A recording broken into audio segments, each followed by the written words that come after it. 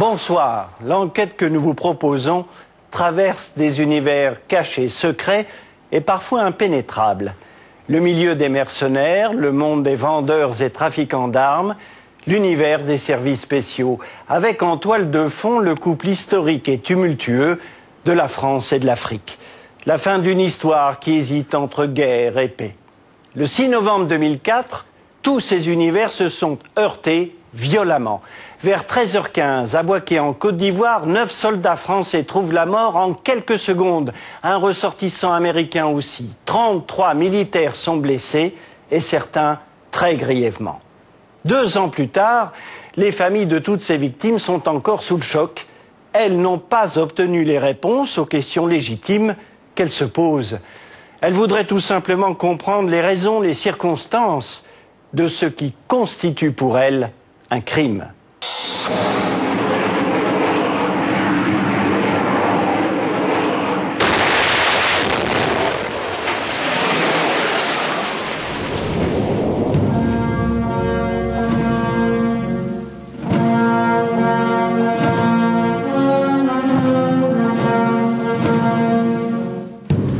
Mais c'est une mission qu'il a adorée parce qu'il allait dans les villages et puis il sauvait des gens, quoi.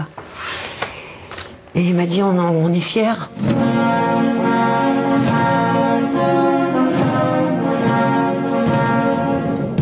Pour moi c'est un crime, ils ont été tués. Ils ont été assassinés. On a fait relâcher ces mercenaires, ces tueurs, ces criminels.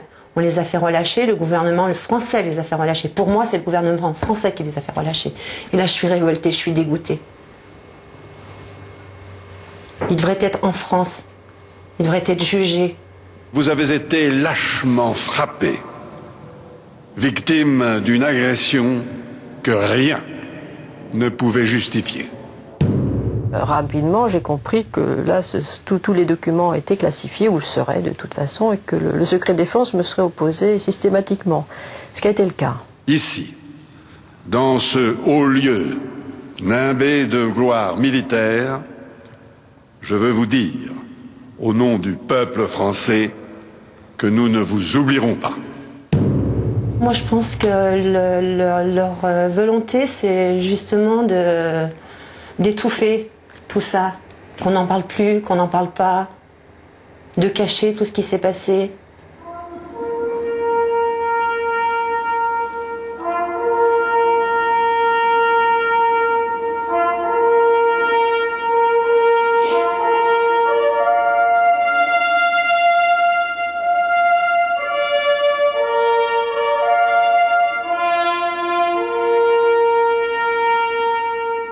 L'armée française n'avait pas connu pareille tragédie depuis l'attentat du Drakkar à Beyrouth, il y a plus de 20 ans.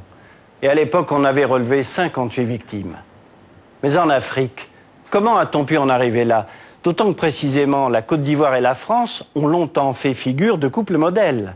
À telle enseigne que pour assurer sa défense et sa stabilité, le pays du cacao comptait sur les militaires de l'ancienne puissance coloniale.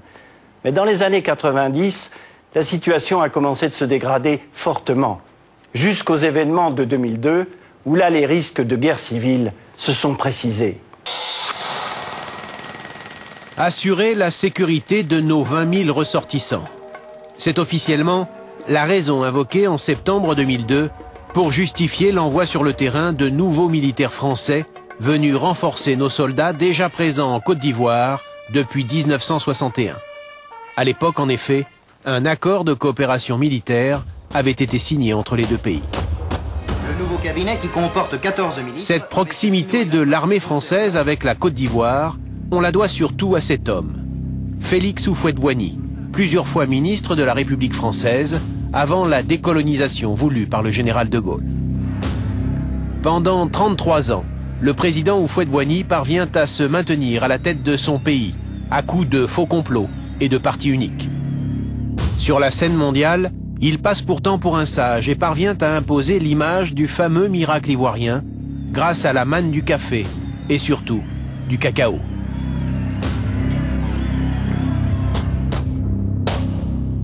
« 1993. Le vieux, comme on le surnomme affectueusement, disparaît.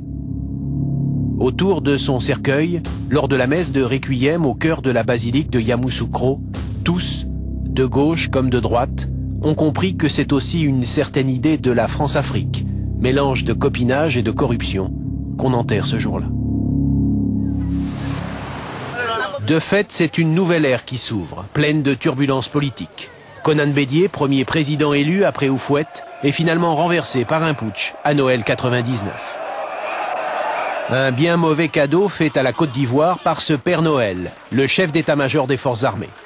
Le général Gueye sera assassiné quelques mois plus tard. Entre-temps, c'est Laurent Gbagbo qui est sorti des urnes. L'ancien opposant, proche de l'Internationale socialiste, est enfin devenu le nouvel homme fort du pays.